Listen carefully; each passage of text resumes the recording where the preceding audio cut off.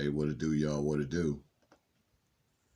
This video is for all the young fellas coming up,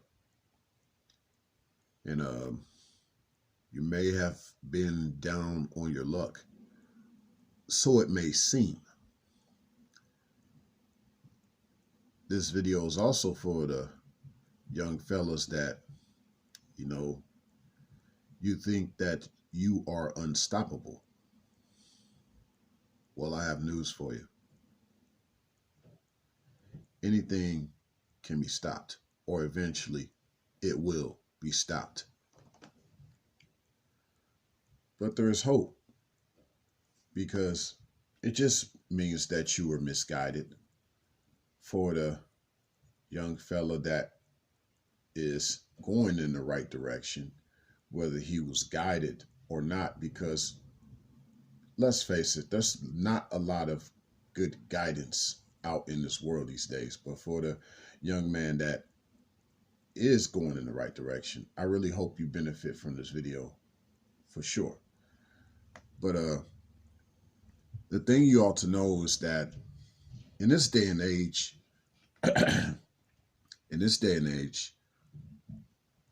it's not really about guys getting into relationships, or as I like to term it, different types of relationships. It's not about that at all these days. It's about basically a guy being put into an ownership, and it is not where you are the owner. You get owned based on the court systems and everything else. A lot has changed since the Me Too movement. I was just on a live stream not too long ago, and there was this talk about are we currently in a gender war or not? And some say that we are, and some say that we're not. I came up with the answer that we are in a proxy war. It's not that there's necessarily a war or not a war, but nevertheless, there's still scrimmages. There's still things going on. A war is when you're just going all out and there's bloodshed, like literally a lot of bloodshed. And there are cases to where you have seen guys put justice into their own hands, put these matters in their own hands. And you have seen some females put a lot of injustice in their own hands, meaning that they just wrongfully did some things to a man, to have him murdered and things like that. But that's a side note. Where I'm getting at with this is just overall, like,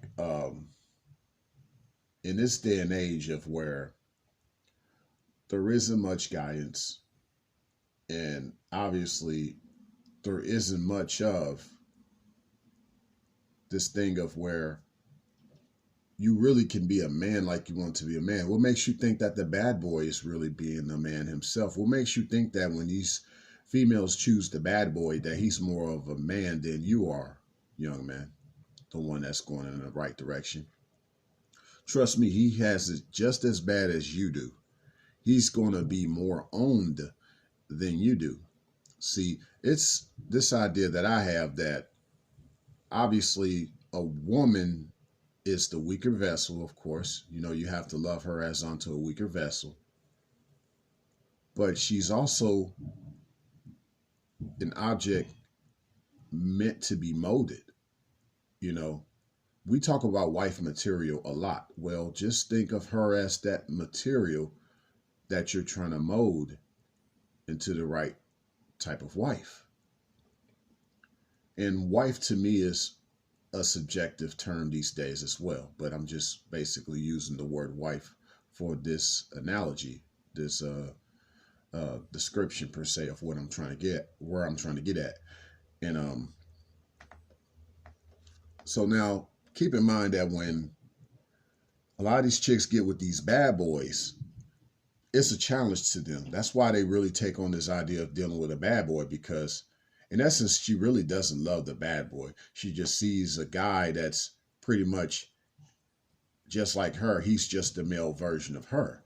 And her challenge is to subdue him, even if that makes it seem like she actually loves this guy. But no, that's her way of subduing him. That's her way of molding him and getting him the way that she wants him to be. You know, you make the wild become tame, per se, you know, as far as how they see the bad boy. And so to me, what this represents is a young man that's misguided, who's only going to become even more misguided because he's not being guided by his masculine principles at all. You mean to tell me that this bad boy is actually feminine? Yes, he is. And you have a female that's looking at him as something that she can mold, even though molding only takes place with men molding women. And so, what type of young boys are being raised these days? They're not being raised these days. It just appears that way because that's just the norm that we hear about single mothers raising up boys and these girls that are willing to take in these bad boys when they're men and they prefer them over the nice guy. You know, the nice guy actually is the real man. He is the righteous man. And that's my definition of a nice guy. You know, not what this world tries to make you out to be as a nice guy. So, as I said in my previous video about nice guys finish first, the young man that's going in the right direction ought to continue on with his mojo. Don't worry about the fact that you're being overlooked by these females for the bad boys, because those bad boys are the ones that are actually finishing last. Because in the end, she's going to own that bad boy because of her making him more to her liking. The taming part that society has given her the leverage to use against all men, whether nice guy or not. But obviously, you as the nice guy, you have your mojo, you understand your place, you're learning more about your masculinity. You're not going to put up or tolerate a female trying to make you out to be a certain way or trying to make you out to be someone you're not, especially when she feels like you're being too controlling, you're being too abusive, even though you represent order. You're learning more about order. You don't have time to deal with disorder and chaos, because a female that's not trying to be a real woman is chaos. A real woman is making sure that she keeps her chaos subdued.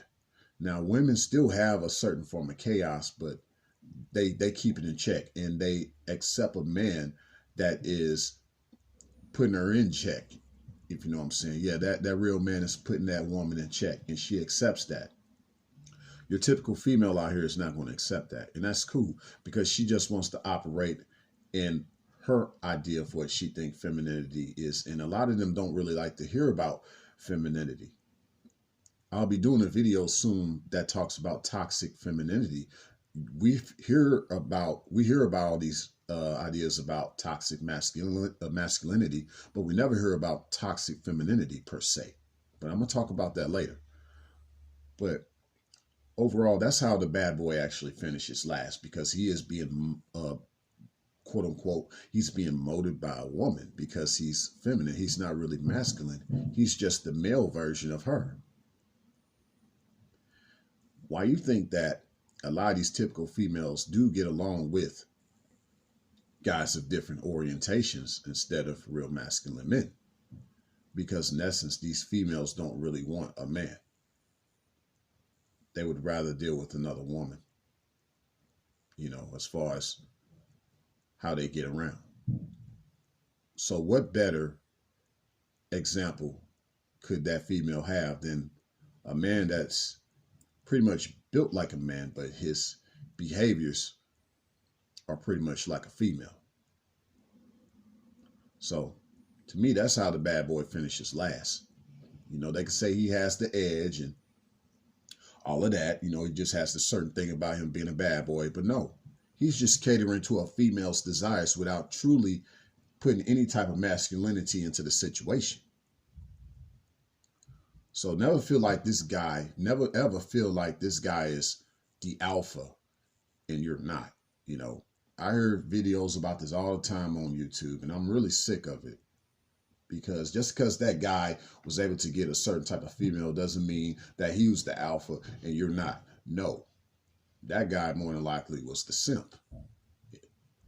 He catered to her desires instead of him showing his masculinity in a situation, so she can realize what her true desires are as a real woman. See, that's the way a man's supposed to interact with a woman overall. So you might want to check out, think twice about some of these alpha channels, young man. Just think, when you see alpha, just say alpha equals simp, because they probably not in the true essence of what alpha is. Yeah, equal alpha to simp for most of these guys who want to claim they're alpha, you know, because all that doesn't add up to a real man, or, yeah, the nice guy. That bad boy is not a real man. Signing out.